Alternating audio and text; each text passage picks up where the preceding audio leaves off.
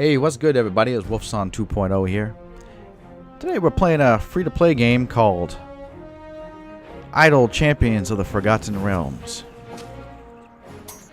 And literally, like it says, idle. I can basically just be talking to you and this game will run by itself. But you also have to put some care into the automation. So that's where you come in. And you can basically play the whole game behind the screen if you wanted to, or you can play the whole game without being behind the screen. But you still need to put some kind of care into the game, which is pretty intriguing to me, some kind of way. So if you're familiar with venture capital, you'll be at home here. Venture capital made love with Dungeons and Dragons, and they got this game. So anyways, you start off with Brunor. It's a male shield dwarf fighter, and he doesn't have any abilities unlocked like you see here, so you have to earn your abilities.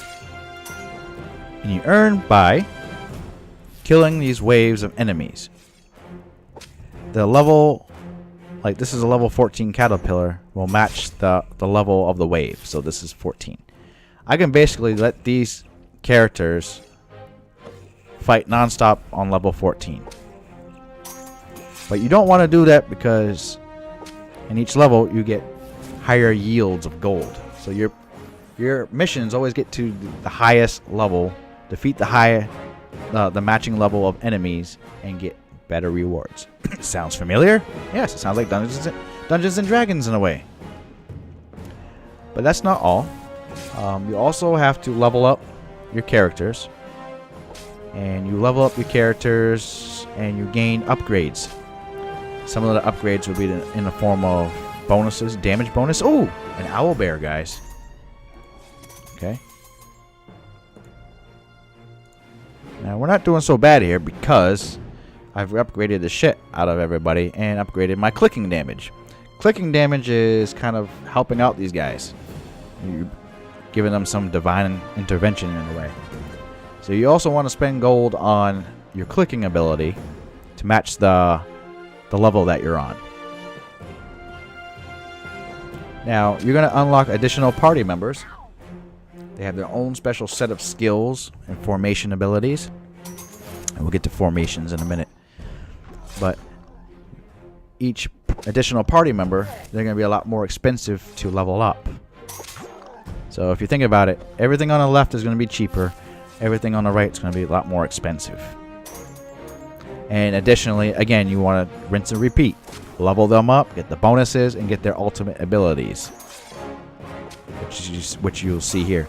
If you click on the characters, you're going to see a Dungeons and Dragons makeshift character sheet, in a way. And, you know, complete with hit points and the level, the class, you know. And after you defeat bosses or open up chests, you can gain certain kind of equipment, you know, and upgrades. See, in the inventory you get these upgrades, and also you'll get like flasks, and some of these flasks will do certain things. Like here, this one will cause your clicks to do at least 1% of a monster's max health. This one will cause your clicks to do at least 2% of a monster's max health. Causes your clicks to do at least 8% of a monster's max health. Increases the health of all champions by 100%. Some of them will give you more gold for each enemy you kill. Now, let's say if we were on this wave here. And again, I can just leave this wave running all night. And I'll reap the rewards. But let's say if I was having a bad time, I would just be doing a lot of clicking.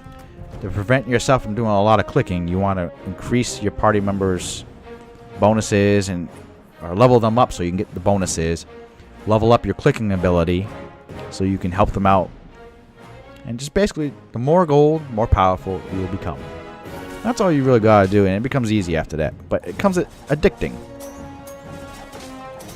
Especially if you're not waiting or playing it, you know, the idle way. So, right now I can level up my clicking ability. Now it's going to be 1,019 gold. So, right now, we have 155,000. And you find yourself not making a lot of money fast enough, and you're just going to have to stay on one wave or the wave before the hardest one and level it up. Level your guys up. So right now, it's not so easy to click them. We're still bashing through these guys really good.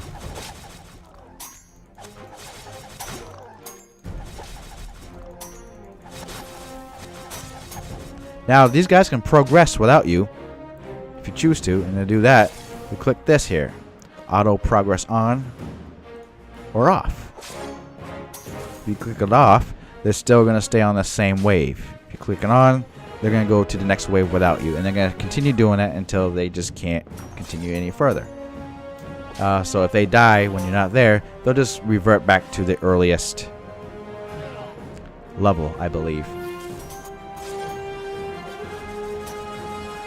And you would just have to help them get out of that level, pretty much. So, oh, look at this. Look at this. So now we're on a boss battle. I have a level 20 clicking damage. And this is most likely a level 20 boss. So as you see, look at that. It's a lot harder to click them down.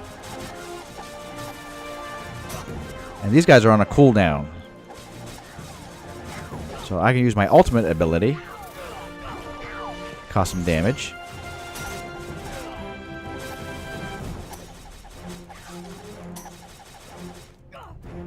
I just leveled up my clicking damage. Now, for some reason, he's kicking our ass. And I don't know if this is a bug in the game or not. But I do a lot of damage at first on an enemy. And he doesn't die. And then when I go back to him, he dies faster. Like, look at it right now. See? See, now it's... There's like a threshold or something that I'm not understanding. So that's the only part of the game I don't understand is with the bosses. That's why his hit points doesn't go down. See, now I'm going to be dead. And it's just going to revert me back to the earliest level.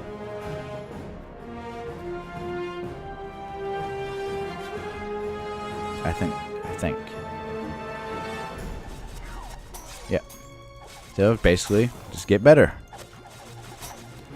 Get good. So we can do that by increasing the guy on the farthest right, because he's going to be a lot more damaging. And just keep on going. Another hint is just to hover over their portrait and see if there's anything else I need to unlock.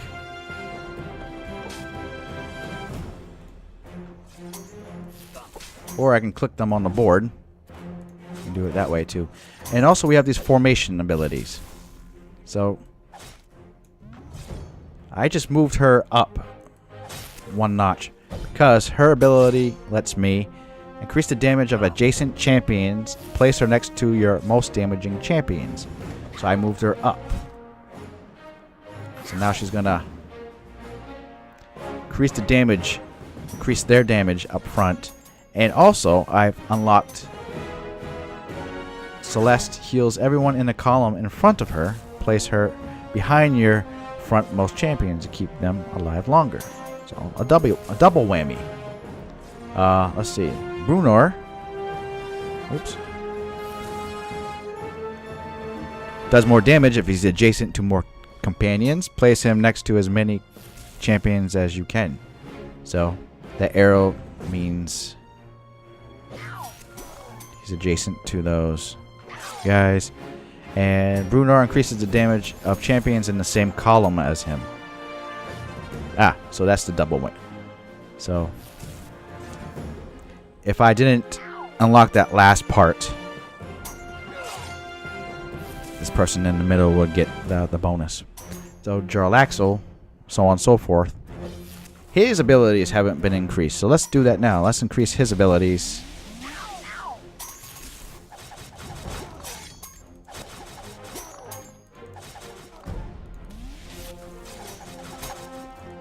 So on and so forth. So that's how you play the game, guys.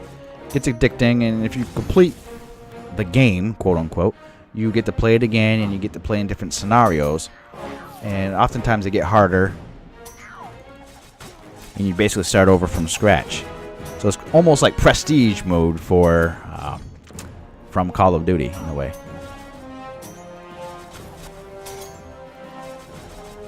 It's in early access, so there's more things down the pipeline. And did I show everybody to the store?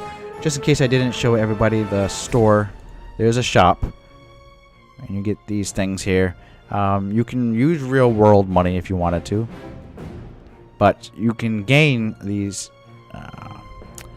gems to unlock chests by defeating bosses. So it might be a little bit slower, but you can do it.